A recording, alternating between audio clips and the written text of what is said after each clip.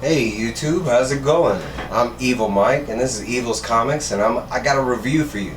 This is going to be from Image Comics. This is Above Snakes.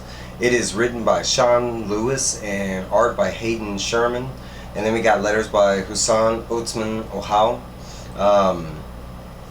It's a Western motif. That was one of the reasons I picked up on it. I haven't read too many Western books. I did pick up a couple last year. Last year was like the first year I really got into indies. And I did grab a couple, and I wouldn't say they were like full-on Westerns, so I'm still looking for that. You know, I haven't like determined whether I like Western comics yet, so that's kind of what I'm going for here. But I did pick up Above Snakes. I read the little synopsis of what it was. I didn't see any preview of the art or anything like that, but I read the synopsis and I kind of dug it, and I was like, yeah, it sounds kind of cool. So the book is basically we're introduced and regular. I think this is a cover here. Notable things on the cover is the bird. The bird is this guy's kind of like sidekick or mentor or something like that. He's paid basically the gives the quest purpose kind of thing. But we start out on Genesis Desert right here with Dr. Tomb, and he basically tells you he's got a story for you, and it's got romance and love and all the great things that most stories should have. But basically it's at the end it's going to be like a comedy about Dirt and Dorothea.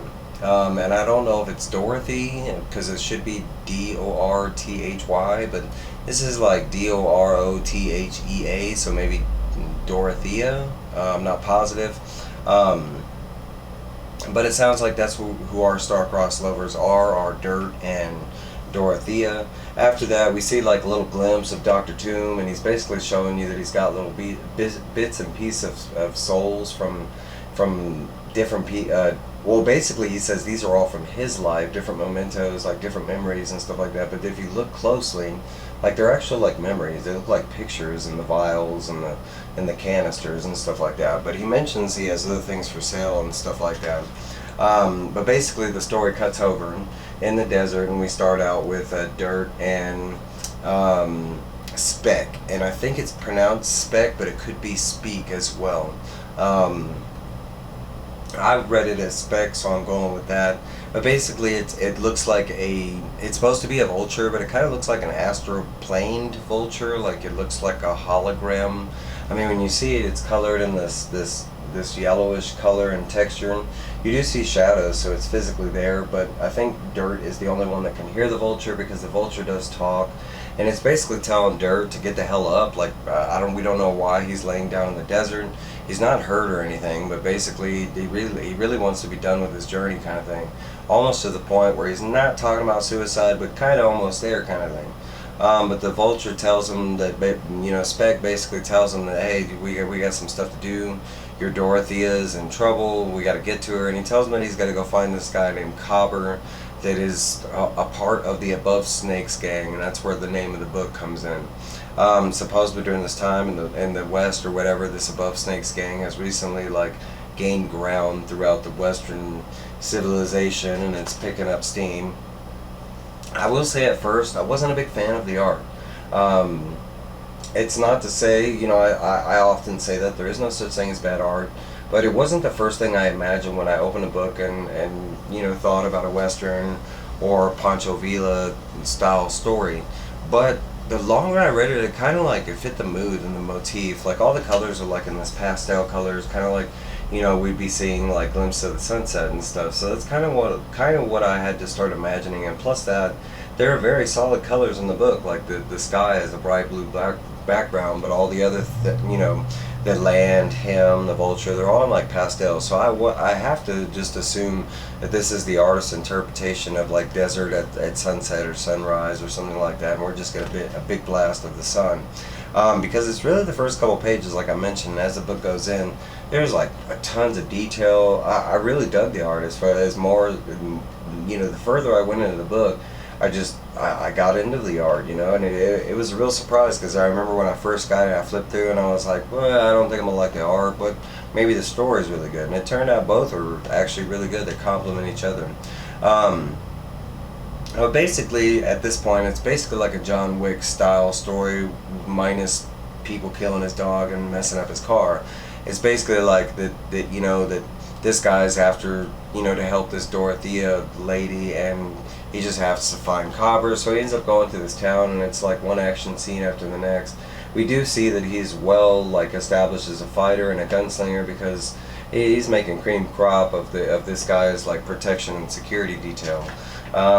They do kind of mention they're at a bar drinking and stuff, so they're inebriated. So I'm pretty sure that might play a little to it, but they kind of do show you that he's a badass. He's got different methods and methodology, and basically that the main character Dirt kind of says, you know, when a man has nothing else to lose, you know, they fight differently, they gunsling differently, and that's the style that this person's at. And it kind of goes back to the beginning when he was like, you know, not really talking about suicide, but almost kind of thing, nothing left to lose. But basically, we do end up running into this Cobber guy, and he ends up being in a room with a prostitute. As you can see here, he's on the floor, and the prostitute ends up being deaf. He was mentioned that if he laid a hand on the certain prostitute, that like, you know, that whoever runs the brothel would take it out on him, and he swore that he was a nice Cobber or whatever like that, but it didn't really play out like that. Eventually, like our friend Dirt, he eventually kind of pimp slaps him a couple times, and kind of like kicks him out of the room, basically like takes him downstairs, and you know, and he lets the women and the brothel owner basically tear into him, and they basically kill him. I think he gets it. Not I think he gets the information he needs for the next part of the story. There's a little part that I left out because as he was going into the story, into this town, he ended up running into an old lady. And when you first run into the old lady part in the story, there's nothing really significant, but it plays a bigger part near the end. And literally, it's one panel where you meet the old lady, but the bigger part of that story comes in at the end.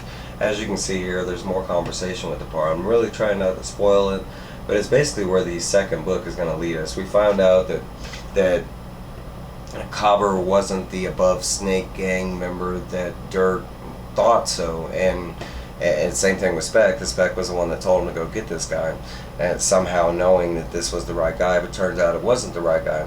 It turns out the old lady that he passed up was the one that he was looking for, and incidentally, she ends up getting away. So it looks like that's where the second part of the book is you know, going to take place, as Dirt is after now this older lady. And basically they mentioned that the Above Snakes gang, I think they wear like black bandanas or something like that, and that's what he's looking for. And like I think in one of the moments when he had passed the old lady, if you're paying attention, you can actually see the black bandana, but he did not notice until later on.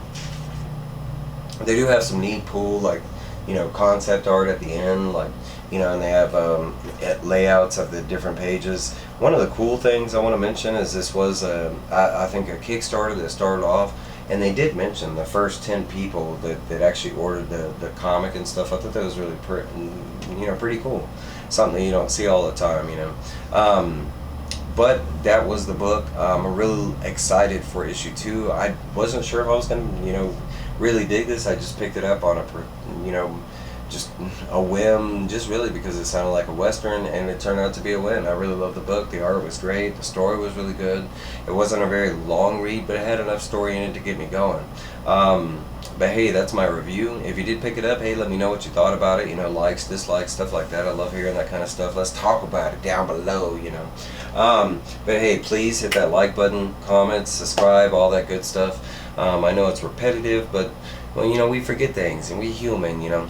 I got some more reviews coming. I'm going to try and do it. I wanted to do it over the weekend. It's just really hard when I have other people in the house with me and stuff. And right now, I just happen to have a free moment in the house, so I'm going to try and knock out some more reviews.